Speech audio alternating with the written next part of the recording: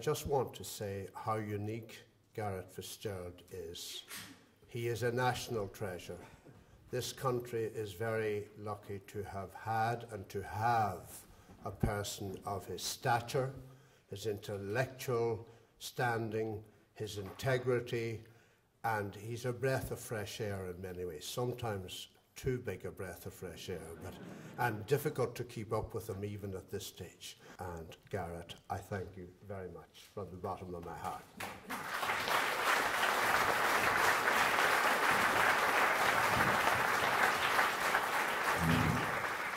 I have a couple of preliminary remarks.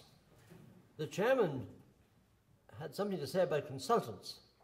I suppose he doesn't know that I've been a consultant for 52 years of my life, with doing some other things like politics in between.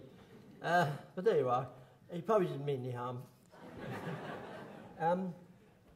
I want to say that Joe has got it right this year. He sometimes arranges these meetings without finding out when I'm on holidays. Last year he made that awful mistake. This year he got it right. I'm glad to be here. They got me here just before I go on holidays on Friday. And I want more seriously to say that I'm extremely honoured to have been asked to open this 30th meeting. These are extraordinary meetings, and they exert considerable and positive influence, more than any other summer school. And this year's topic is well chosen, and it stimulated me to put down some thoughts, which I shall address occasionally with some passion, but never with malice. So if I get heated, it's because I really am concerned about these issues, but I bear no malice to anybody. To reform our republic, we need first of all to be clear on what are the fundamental weaknesses that have led us into our present deep crisis. Leaving aside for other fora the question of how this crisis came about, I see two deep-seated and in some measure interrelated problems as lying behind this crisis. First, moral defects in our society, and second, deficiencies in the quality and effectiveness of our political system. We are where we are, I believe, because of a combination of these two critical deficiencies. The moral defects that I should seek to identify in the 15 minutes allotted to me, I may take 20, are, I believe, a reflection of the fact that in some key respects our society has remained relatively primitive and notably ill-adjusted to the needs and pressures of the modern world. It lacks some key qualities essential to a successful state. We call ourselves a republic and have done so for the last 59 years, I think. But true republicanism, civic republicanism, is defined as involving a pluralist state that is marked by the public engagement of its citizens with the interests of the common good. That, I think, is the standard definition of political philosophers. Since we won our independence almost 90 years ago, our prevailing political ideology has, until recently anyway, been marked by an inward-looking unicultural nationalism that has been preoccupied solely with the Gaelic Roman Catholic ethos of one part of the people of our island, and has also been dominated by local and sectional interests rather than by an active sense of the common good of Irish society as a whole. And that hitherto prevailing ideology is, of course, the very antithesis of true republicanism. Commitment to the common good of the Irish people as a whole has all too often been undermined by the intense localism of our society, the practice of persistently putting the interests of one's locality before that of the country as a whole. It's also been affected by a prevalent tolerance of low standards, both in public life and frequently also in the quality of the service we give through our work in our particular areas of our activity. And it has been morally damaged by the quite extraordinary scale of tax evasion in recent decades, by the self-employed, including many professional people, the very group one might have expected to offer positive moral leadership in civic republicanism. Payment of taxes has not been seen positively as the way in which our state is kept going and resources more fairly distributed, but rather as an unjustified and exploitative levy imposed by a tyrannical regime for whose presence in power we, despite being the electorate, accept no responsibility. Particularly striking is the intense localism of our society, involving a primordial emotional attachment to a county or even to a small part thereof, that seems to be given precedence over loyalty to the state, which embodies our whole society. It should be clear that local loyalties are positive factors in themselves. Indeed, can be and often are essential building blocks of larger loyalties to a province or state. But when they're given priority over the larger loyalty, they can undermine the cohesion of the larger unit. That even a county may be too big an area to command local loyalty was borne in on me when 45 years ago, as a consultant, I was offered £500, which is about £20,000 in today's money, which I'd be very glad to get at that time, to prepare a development plan for Castlebar. Naively, I suggested that the public interest might be better served by extending this study to the whole county of Mayo at no greater cost. But the consequent row between Castlebar, Ballina and Westport led to the whole project being cancelled, to my great financial disadvantage. Extreme localism can be a great impediment to the common good of the Irish people as a whole. First of all, it can lead to pressure on politicians, to which they all too frequently succumb, to distort the optimal allocation of resources so as to favour areas which can exercise political clout, usually through having one of their TDs in cabinet.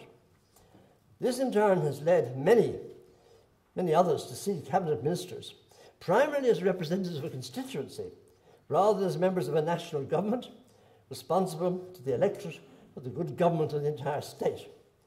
A particular manifestation of this is the way in which, after the announcement of a new government following an election, the media report which constituencies have got a Mercedes.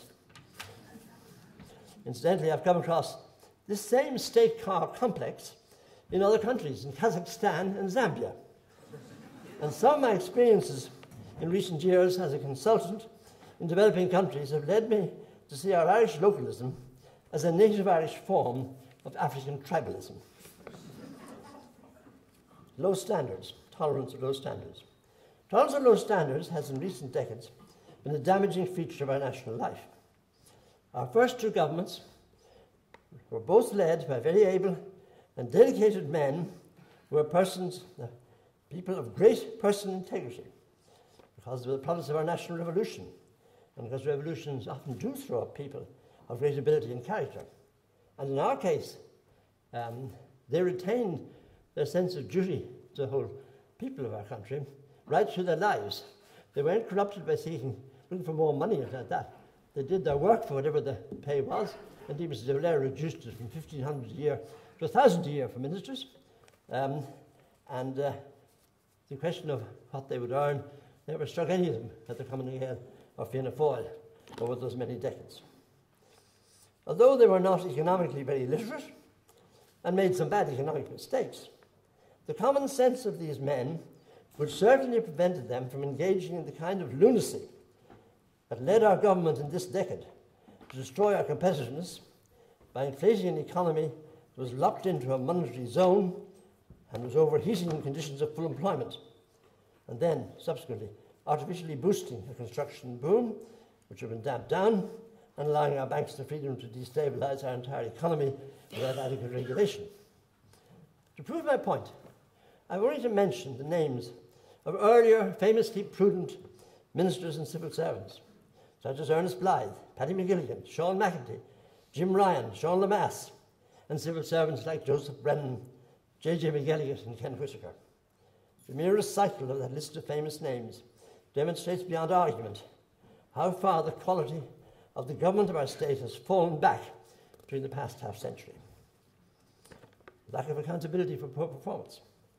A striking feature of our state is that despite repeated evidence of incompetence and neglect by a minority within the public service, and it is only a minority, unless there's actual dishonesty or fraud, no one is ever held to account for such failures. All too often we've had to live with those who've let us down badly being promoted instead of being sanctioned. Finally, there's been a very widespread reluctance to face the fact that tax evasion involves stealing from everyone else, but particularly from those well-off in our society. Why? Because the billions of taxes that are not paid by evaders have to be found by increasing the level of taxation above what would have been needed to be levied if all paid their share, thus hitting everybody else. And because of widespread resistance to income taxation, this extra revenue has had to be raised by taxes and spending, which shifts the burden all the time away from the better off and towards the less well off. That has been the record of the last 20 years particularly. Widespread tax evasion has been a major corrupting force in our society, despite which it has never received, to my knowledge or recollection, the attention it should have done from those in our principal church who offer moral guidance to our people every week. I'm almost minded to ask, but I won't do it. Please put hands up, anybody who's heard a sermon against that great moral evil in the course of their lives. I won't ask, put your hands up.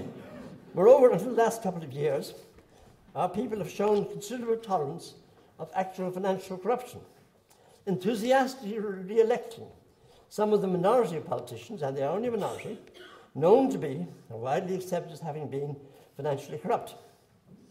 The local political system we inherited in 1922 was, of course, marred by jobbery and financial corruption, which unhappily had become a widespread feature of a local government system until 1920, having been dominated by the Irish Parliamentary Party.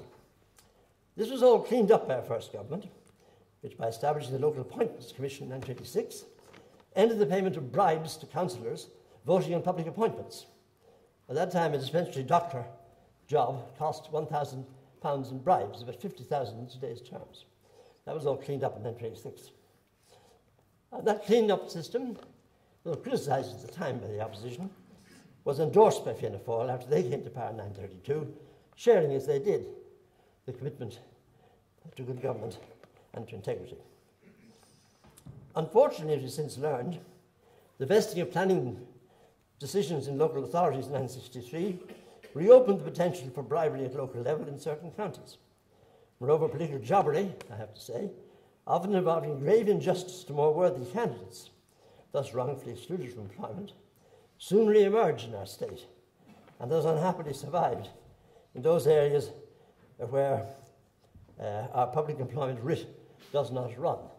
That miscellaneous group, which consists of used to be rate collectors, vocational teachers, that's gone, I think, judges and government messengers, who were never included in the local appointment and civil service commission provision.